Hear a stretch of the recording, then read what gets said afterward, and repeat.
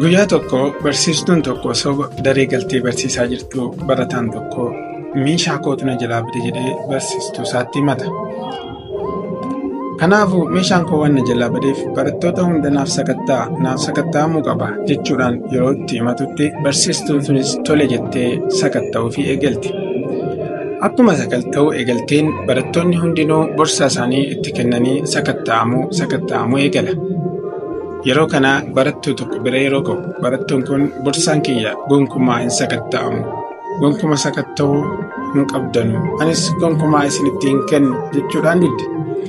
Yeroo kana egaa barataan sunis barattoonni hundis barsiistuun sunis hattuu wayii situ hatee jechuudhaan barattuu sanatti ka'an. Haa ta'u malee barattuun sun borsaa ishee kennuu hin dandeenye. Barattoonnii fi barsiisonni yeroo itti iyyan akka malee tasa rifatte. Rifattus garuu borsaa kan kennu jechuudhaan yeroo kana wacni yeroo ka'u hooggantuun mana barumsaa sanaa dhufte maaltu uumame jechuudhaan gaafatte. Isaanis waan uumame tokko tokkoon itti himan. Yeroo kana barsiistuu sanas barattuu sanas fuutee gara kutaa isheetti adeemte. Sana booda achi geessee gaafatte. Barattuun sunis haa ta'u erga sakatta'aa jettanii adaraa barattoota biratti na jalaa hin sakatta'inaa dhugaatti naaf sakatta'aa waan argitan immoo adaraa keessan ittitiidhaan na qabaa jechuudhaan itti himatte. Haa ta'u malee barsiistuun sun irraa callisuu hin dandeenye. Akka malee itti mucattiin loon cuunana. Hattuu situ meeshaa mucaa kanaa hate ani hannan si barsiisee jechuudhaan itti dubbatti.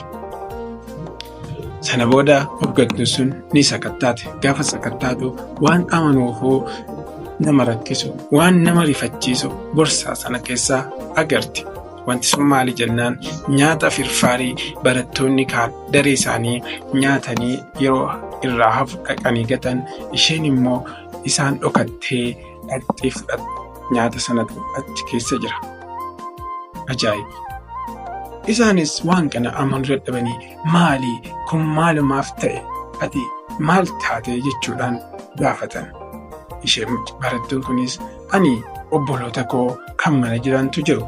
Isaan waan ani geesse yoo ani nyaata firfaarii kana geesse malee bakka argatanii waa nyaatan tokkollee hin qaban.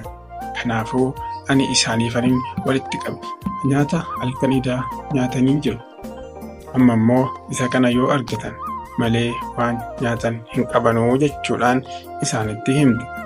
Kana booda maal akkam maatii hin qabdanuu jechuudhaan gaafatan. Isheenis lakki abbaan keenya duraan konkolaachisaa ture.